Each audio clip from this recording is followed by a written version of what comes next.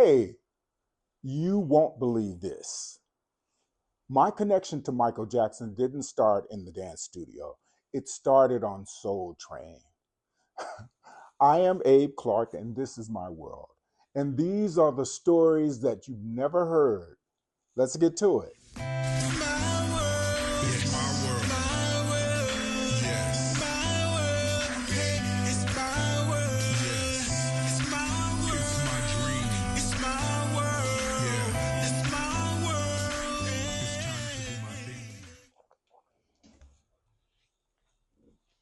Okay, when I danced on Soul Train, the Jacksons were the guest on one of the episodes. Well, my during one of the breaks, my dance partner, Janice Carr, and I, we were standing on the left riser and we were wearing one white glove. Both of us. She had on one white glove and I had on one white glove. And Michael came over to us during the break and he asked, "Why the one glove?" And he asked it like, "Why the one glove?"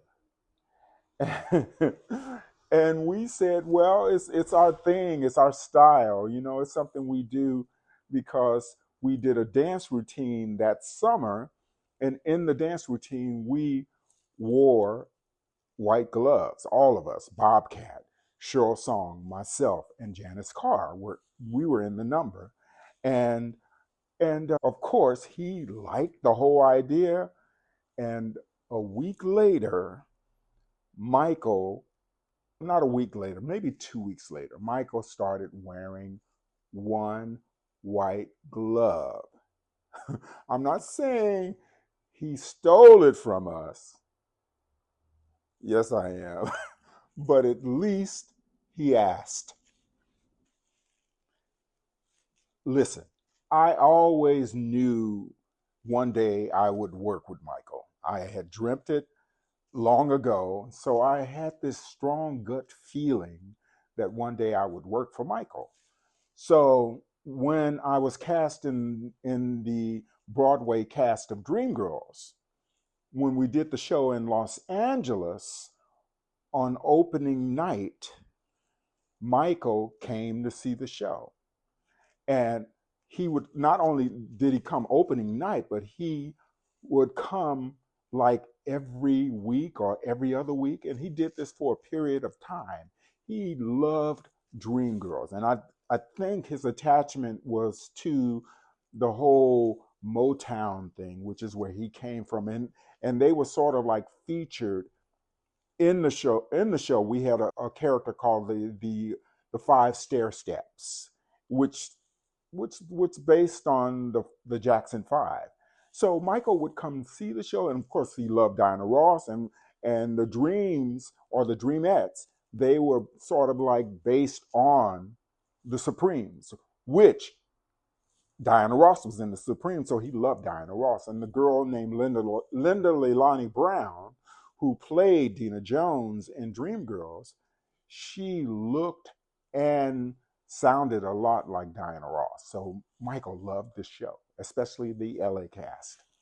So one night during the whole show, during intermission, what Michael would do, he would come backstage and sit with the dancers to get away from the public, because the public, as you know, they would just attack him. So to get away from all that craziness, he would come backstage whenever he came to see the show.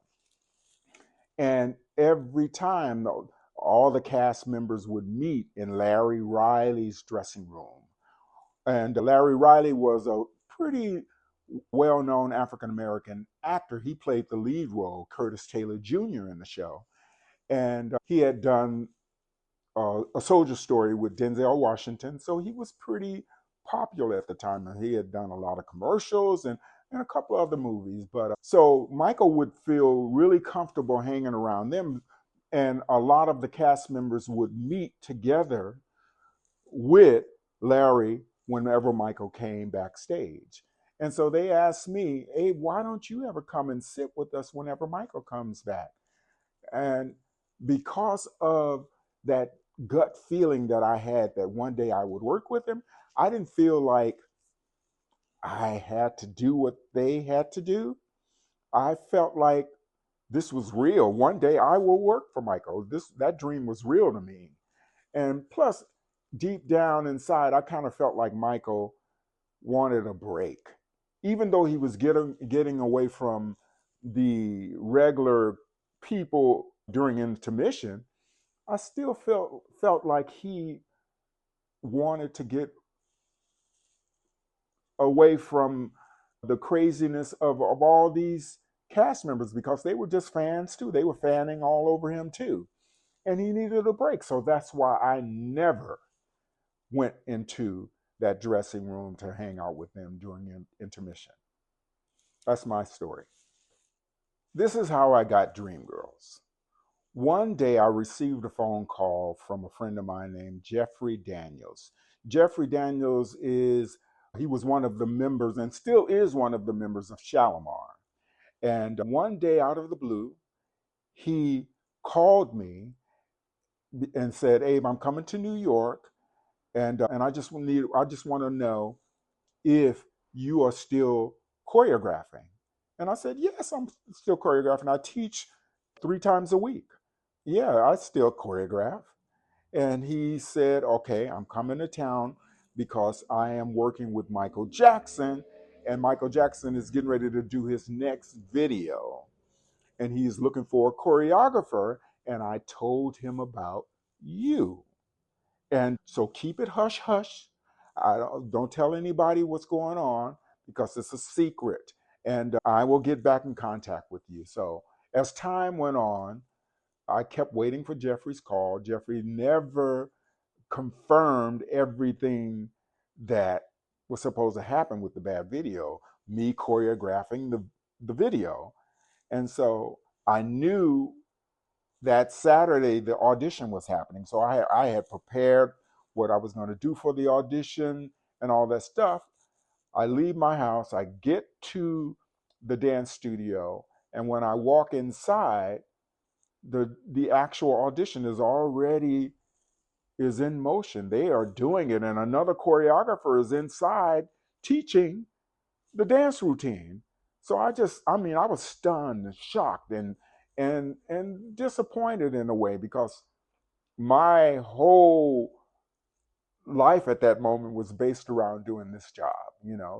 Who didn't want to work for Michael Jackson? Of course, everybody wants to work for Michael Jackson. So, so I'm a little disappointed. Jeffrey saw me standing outside. He comes over to me, and I said, Jeffrey, what happened? And he said, Abe, well, Michael got a little concerned because you didn't have a reel. A reel is video footage of your choreography. And I did not have a reel of my choreography, even though I was very good at what I did. And so Michael was a little skeptical of hiring an unknown choreographer who didn't have a reel. And I can understand that, but I still was disappointed. And so Jeffrey saw that and he basically said, hey, well, since you're not choreographing it, why don't you be in it? And pretty much that's how I got in the video. Otherwise, I would never choreograph it and be in it because I really wanted to develop myself as a choreographer at the time. So that is pretty much the history of that. We did the video, and a lot of people don't know this, but during rehearsal, it took us pretty much like 2 hours to learn the whole video. And then we rehearsed it over and over until Michael came to rehearsal. A lot of people don't know this, but Michael had a hard time learning choreography. Yes, you're shocked, right? Michael had 2 left feet when it came to learning choreography. But once that nigga got it, everybody had to keep up. I was literally praying in the back. When I was in the back, I was pray, God, please let me keep up. Help me to keep up because he moved so fast. And we had to fight to keep up with him because that's just what it took. And so But it took him a long time, is basically what I'm trying to say. It took him a long time to get it. But once he got it, he was on. And so now we are shooting the video. And right before we were getting ready to start the very first shooting of the first scene, Michael fired two guys. And the cast, we freaked out, especially me, because Michael would stare at me a lot from a distance. And I didn't know why he would stare at me. So I thought, am I next? Is he going to fire me? The reason we think he fired those two guys was because they were flamboyant. And back in the day, flamboyant guys were not someone you would hire, especially for a Michael Jackson video. And they just didn't do that in those days. Yeah, so Michael would stare at me from a distance a lot. And it really, really freaked me out. So I was like really trying to be perfect at every rehearsal, at every shooting. And then one day when I came to rehearsal, I came early because as I said, I was thought I was next on the firing list. And And the reason I thought that is because out of all the guys, and when you look at the video, I'm the only guy in the video that looks like a football player. So I thought, well, it could be my size, is why he's staring at me so much. And so one day when I got there early before everybody, Michael was standing in the center of the floor with his makeup artist. And as I walked in, he looked at me and it clicked inside of him. And he went, "That's it. That's it. You remind me of Tito. Don't he remind you of Tito? It's not so much that you look like Tito, it's your persona. Yeah, that's what it is."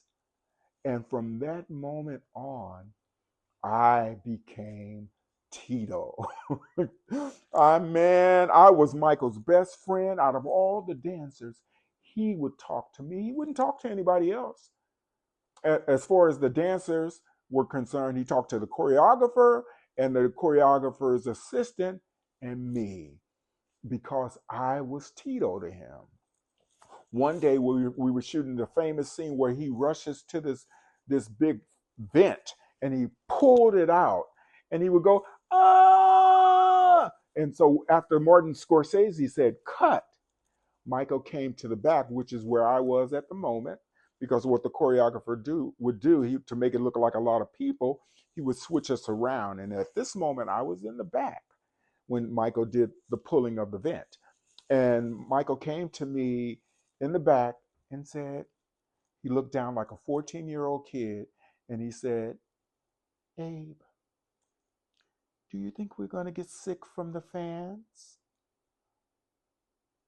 And I immediately said, "No, I don't think you're going to get sick from the fans." But then it hit me. I'm like Tito to Michael. So I said, "No, you're not going to get sick from the fans, Michael. But if you think you're going to get sick, you're Michael Jackson. You can do anything you want. You can tell them to turn that fan off. But don't worry about it, Michael. You're not going to get sick." And he, like a little 14-year-old boy, he dropped his head and said, "Thanks, Abe." And he walked away. And I just sat there like, I just had a great conversation with Michael.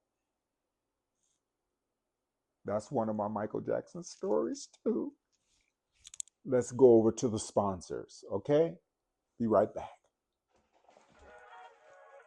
Hello! This episode is sponsored by Box Chicken in Los Angeles.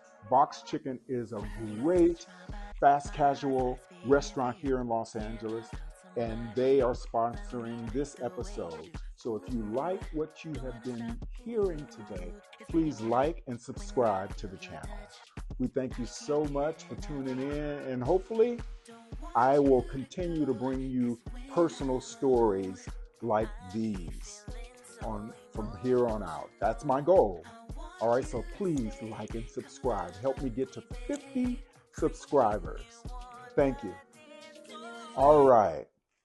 So my Michael Jackson stories, I love them. But every story, there's always that conflict part of the story, and this is the conflict.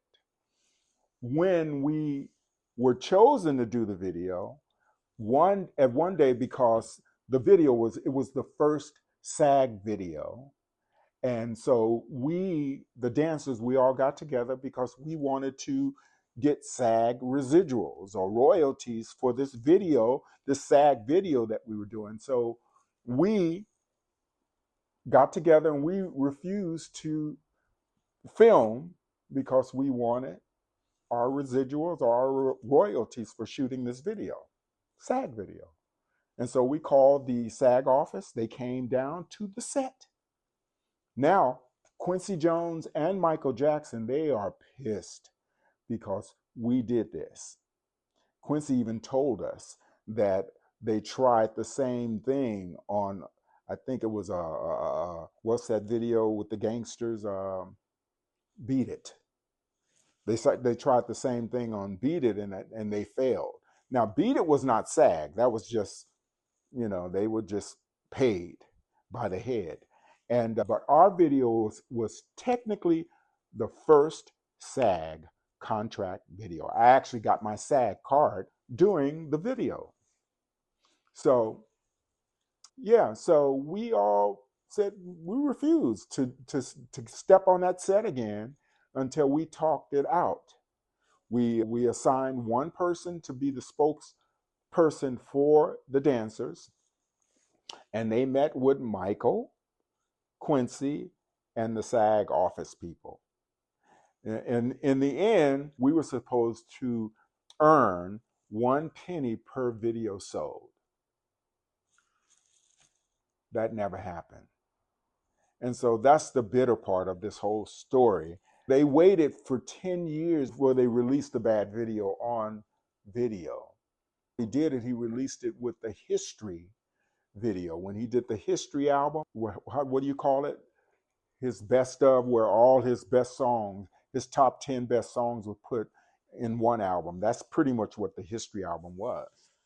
Bottom line, Michael was magic. But what happens behind the curtain, that's where the real stories live.